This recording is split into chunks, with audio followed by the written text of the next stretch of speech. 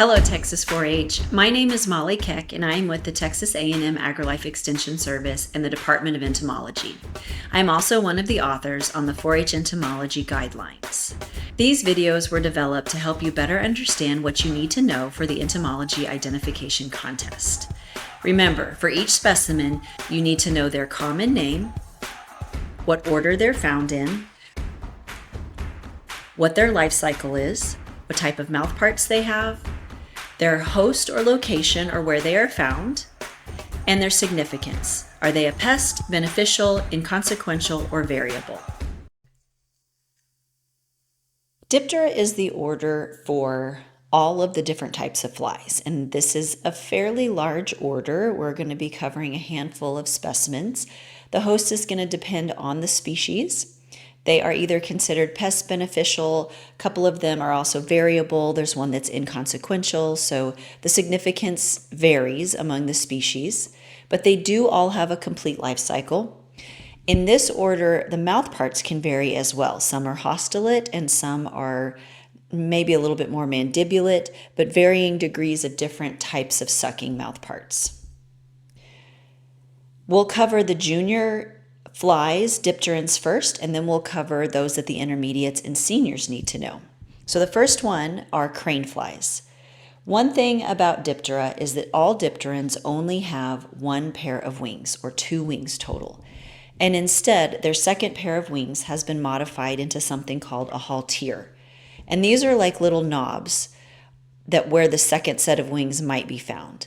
On a crane fly, those little knobs, those halteres, are very, very noticeable. So if I was an intermediate or a senior, I would know the term haltere and that it is associated with the order Diptera. Crane flies are inconsequential. They tend to be found in damp meadow pasture type areas, wetter habitats. So when we have wetter springs, beginning of spring, a wet fall, a wet winter, more of these guys will survive to make it to adulthood, and in early spring we see a lot of them coming to our lights at night. They have incredibly long legs. They have a lot of different names to them. Some people call them mosquito hawks. Some people call them Texas mosquitoes. They do not feed on mosquitoes and they do not suck blood. As adults, they really have non-functioning mouth parts, very vestigial or reduced mouth parts. The larvae might feed on things in the soil, could be plant material. In some states, they are considered a turf pest, and they can, in some situations, be a pest in crops, but they are more inconsequential than they are a pest. They're found as just kind of being there many, many more times above they are ever considered a pest in Texas. Horseflies are a large dipteran. They are considered pests because they have the ability to bite. They kind of have these slicing mouth parts that then they lap up the blood. So it's a form of haustellate mouth parts or sucking, but not in the form of, say, a mosquito. They're found in wooded areas, more densely wooded areas than out in an open pasture. And horseflies can be found feeding on the blood of different types of livestock and maybe even wildlife. The bite is very painful. If you've ever been bitten by a horsefly, you know this. These are very, very large flies with very, very big eyes. It's almost like the eyes are the entirety of the head. And in most preserved specimens, the eyes and the head are kind of separated. They have like a little neck, so kind of a little bit of a separation between the thorax and the eyes. Intermediates and seniors, there is another insect or dipteran that looks kind of similar to these, but having those super large compound eyes, a solid wing, and being very large, almost an inch up to an inch and a half in size. And these are considered pests. Houseflies are our typical flies. These are found in barns for the contest, not necessarily houses, but they can be found around our homes. They like to feed on manure, especially in those barns, trash and other things. So the more trash you have, an open trash can, you might find houseflies. Houseflies typically have reddish eyes, but one thing that you will notice to identify them from other flies that look very similar is on their back, they have 4 stripes going down the back, 2 that are shorter in the middle and 2 that are longer on the outside. So 4 stripes. They are kind of a dusty gray color, just a typical fly-looking thing. They are considered a pest. They have mouth parts that are haustellate, or a type of sucking, but they've been modified to be sponging mouth parts. So imagine instead of teeth, you just have a big sponge. Your lips are a giant sponge. And so in order to feed on food, it has to be liquid for them to slurp and sponge it up. And in order to make solid food liquid, they'll regurgitate what was in their stomach to melt away, if you will, at the food, and then they'll slurp up what they kind of dissolved. The larvae of houseflies and many other flies have hooks. So it's a kind of a tearing, a bit of a chewing type of a mouth part, but they have hooks for mouth parts where they'll tear into tissue and, in the case of houseflies, trash and manure and things like that in order to consume the food. Mosquitoes are pretty easy because pretty much everybody knows what a mosquito looks like. It's kind of the longer-legged, gnat-like looking thing. Going to be smaller than a crane fly, but I can see how those could be potentially confused for one another, but crane flies are going to be much, much larger. Mosquitoes are definitely considered pests. They are the most deadly animals to humans above all other animals, and this is because of all the diseases that they transmit. Not because they suck your blood and you die, but because they can transmit diseases to you. They do have haustellate or sucking mouth parts where they're piercing skin and drinking the blood. And the host for these, we typically find these in yards, meadows, places where they can kind of hunker down and hide, but also where there's going to be a blood source or a food source nearby. It is important to know that only the females drink blood. They're the only ones that require it, and they need it because it helps them to produce eggs. There's protein in the blood that helps them to produce eggs. Males instead might be feeding on nectar. So you could argue that some mosquitoes are beneficial because if they're going after nectar, they're accidentally picking up pollen, most likely, and so they might be a bit of a pollinator. These guys have sexual dimorphism, so you can tell the difference between a male and a female mosquito because males have very fluffy antennae, and they also have very long mouth parts. Their palps are incredibly long, so there's a lot going on their head region. Whereas females have very small palps and very small, skinny antenna. Males need the larger antenna because they smell the females with their antenna, and so by having larger antenna, they're able to detect where the females are. Syrphid flies are an interesting fly. These are also sometimes called hover flies, so you can go by hover or syrphid fly for the contest. These are a beneficial fly. They're found around flowers. They're pollinators. They're also predatory as adults. Their larvae are incredibly predatory and very good to have in your landscape, and you probably have a lot of these and just don't realize it. So the host for these are flowers. They tend to be fairly brightly colored, and they will mimic wasps and flies and things like that. The larvae are predatory on small insects because they're small themselves, so they might be feeding on aphids, but there are some species that are found in sewage, and then there are also some species that are found in decaying wood. So it's a large group. This group of syrphid flies or hover flies is a pretty large group, and within it, there's a lot of diversity and variety. So juniors, the only flies or dipterans that you needed to know were crane flies, horse flies, house flies, mosquitoes, and syrphid flies. And the remaining specimens in Diptera are the ones that intermediates and seniors need to know. The first is the common cattle grub. The host for this is cattle, which makes it easy based off of the common name. They are considered a pest. Another common name for them is heel fly. The adults look like bees. They're a little bit hairy and fuzzy, about the same size of a honeybee as well. As adults, they really don't feed. They have reduced mouth parts, but the larvae have those hooks for mouth parts, and they will tear into the flesh of cows, and they will tunnel through the bodies of the cattle just underneath the skin and make lumps when they emerge. And so they make, if you had a maggot underneath your skin, you probably wouldn't feel very good. They're not eating, they're not growing, they're not doing what they're supposed to do. And then even when they emerge, they ruin the hide, so you can't even use the skin for anything. I would be able to recognize both the larvae, which is just going to look like an oval-shaped grub, and the adult. Hornflies are another pest fly.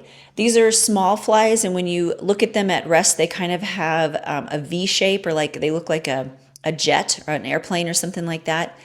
The host for these are also cattle, and they have these piercing and sucking mouth parts. You can see this strong piercing and sucking mouth part right here that they are injecting into the livestock and then sucking the blood. So they're very irritating, a big nuisance to livestock. The larvae are found feeding on a lot of cattle manure, so those might be considered beneficial, but because that's the source of the adult, which is a pest, most farmers and ranchers are encouraged to remove that cattle manure from barns and other places if they want to have fewer horn flies. This looks like a housefly, doesn't really have the striping. The wings being held like a V shape is different, but they're also a whole lot smaller than a housefly is. So don't, just because you see red eyes, don't get confused. And if you are able to get an angle, if it's a picture or even a specimen of the mouth parts, that's the best way to tell the difference. Hornflies have that piercing mouth part, stabbing mouth part, and houseflies have a sponge. Sorghum midges are little tiny midges. Midges are, a group of flies that are generally very small. And this is a midge that feeds on a plant called sorghum. This is a small grain. They are a pest of that sorghum. Host is sorghum, and they'll lay their eggs in the sorghum seed, and the larvae develops inside the seed, and so it prevents it from making more of that grain. These are a reddish, tiny little fly, so has kind of a pointy abdomen. This one especially does because they're laying their eggs. That's the ovipositor. But a reddish little fly-like gnat thing is going to be a sorghum midge. Bee flies are a family of flies that are pollinating flies, so these are considered beneficial. The host are flowers because they're going to be found there where they're eating nectar with these long mouth parts that are meant to suck the nectar out. Then their body is modified and adapted with a lot of fur and fuzz and hairs on them that allow them to pick up particles of pollen and pollinate plants. So very fuzzy, looks like it could be a bee, but it's more of a solid color. And you only see two wings, you don't see four. And then the eyes being very, very large make them very different than what bees look like.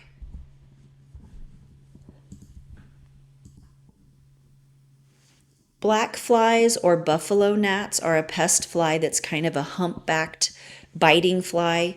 It will bite humans, pets, livestock, very irritating. They're found in streams. That's where the larvae are going to be under the water in flowing streams. Kind of right there in that picture, almost looks like leech-ish. It's kind of a weird-looking larvae. They, as adults, are pretty strong flyers, so they can be found away from bodies of water because they were able to fly away from it. But they're just a black, kind of smushed up, humpbacked fly with clear wings that are considered pests and do have those biting mouth parts as adults. Blowflies are pretty easy to identify because they're a metallic colored fly. There's green, blue, and there's a bronze blowfly, but they have this shiny look to them. The status for these guys is variable, and this is because the host is carrion, which are dead things. And so if you had a lot of rotten chicken in your trash can, or something was dead somewhere around your house, and you had all these blowflies coming in, that would be a nuisance and be annoying. But in nature, these are eating and decaying organic matter, decaying bodies, carrion, and helping get rid of that, reduce that waste very quickly. And so for that reason, they're variable because the pest is in the situation. They like to lay their eggs on dead animals or dead, like if it's a rotten raw chicken, they'll lay their eggs in that. And then the larvae feed on that dead flesh, not live flesh, but dead flesh. Some of these larvae species are used for treating diseases because you can place them on like a wound that just won't heal. And they only eat the dead flesh. They'll leave the live flesh alone. And so they can kind of clean out a wound nice and cleanly and get rid of whatever it is that is making the skin die off. They help recycle decaying matter. They feed on excrement as well, and they are scavengers in general. So the pest is in this situation. If you have a lot of that decaying matter or dog poop in your backyard, and trash, you're going to tend to see more of them. But if not, they're helping the environment by recycling. Deer flies, I think, can easily be confused for horseflies because they are fairly large. This deer fly has really weird antennae. I wouldn't go off of this only. But deer flies are considered pests. They're found in wooded areas, woodlands, just like the horsefly was. The big difference is that they have very patterned wings. But they do just what the horsefly does. They'll bite humans, they'll bite pets, they'll bite livestock. Some of them, sometimes they're called cedar flies because they will roost in cedar or our juniper trees. And so in areas, especially throughout most of Texas, but especially around central Texas, where there's a lot of cedar, you might have more deer flies in those wooded areas. Flesh flies are a fly that I think looks pretty similar to house flies, but these guys don't have 4 stripes on their grayish thorax. They only have 3, 1 short and 2 long. So 4 stripes is a housefly, 3 stripes is a flesh fly. These are considered variable for the same reason that the blowflies are. They're found on carrion, and so they could be, helping reduce waste and excrement and other things in the environment. But they could be a nuisance and could be annoying if they're flying inside of your house. They lay their eggs on some sort of animal material, and the larvae will feed on that. And they are considered to be scavengers, feeding on dead animals, but some species are parasites on other insects as the larvae, and a few of them are also parasites on vertebrates. Robber flies are a unique looking dipteran. They have very big eyes, longer bodies, weird looking legs with big old toes. These are considered beneficial. They're found in wooded areas, woodland areas, but they can be found in your backyard if you especially, have some shrubs, you have trees. I would say this is a more common fly. They like to catch their prey while they are flying, and some of them can actually mimic bumblebees, and they'll feed on bumblebees, like that left-hand picture. They also can be a nuisance for honeybee keepers because they'll wait outside of a honeybee hive and eat the bees as they come in and out, and they eat a lot, and so they can actually cause some pretty good damage to a hive and reduce the population. So while they are considered beneficial as predators, they do have some pest-like properties. Sheepheads are another pest. The host for these is sheep, and so these are wingless parasites that are flies that are found on sheep. And there are other types of keds. There's deer keds and other types, but we're looking at the sheep ked. They'll take a blood meal from the sheep, and they're found deep in that wool next to the skin, kind of like lice, feeding on the blood with their sucking mouth parts. Stable flies are another pest. Stable flies are kind of similar to the horn flies with those long piercing mouth parts. So stable flies and horn flies, I would kind of make sure that you can tell the difference between the two. The host for these is also cattle, and they kind of have a gray colored body, but they also have spots on their abdomen, 7 dark rounded spots along the abdomen, which is lacking in the horn fly. The larvae feed on manure. The adults are going to feed on blood, and they are considered a pest. So in many ways, a lot of them is like the hornfly and a lot of these other flies, but you're gonna have to be able to differentiate the species, and that can be difficult. And so I might spend some good time with Diptera because all the flies kind of look really similar to each other. For more information, study guide materials, and more, please visit the Texas A&M Entomology Department Extension website. Visit entomology.tamu.edu/extension. Scroll down and click on 4-H and Youth Programs.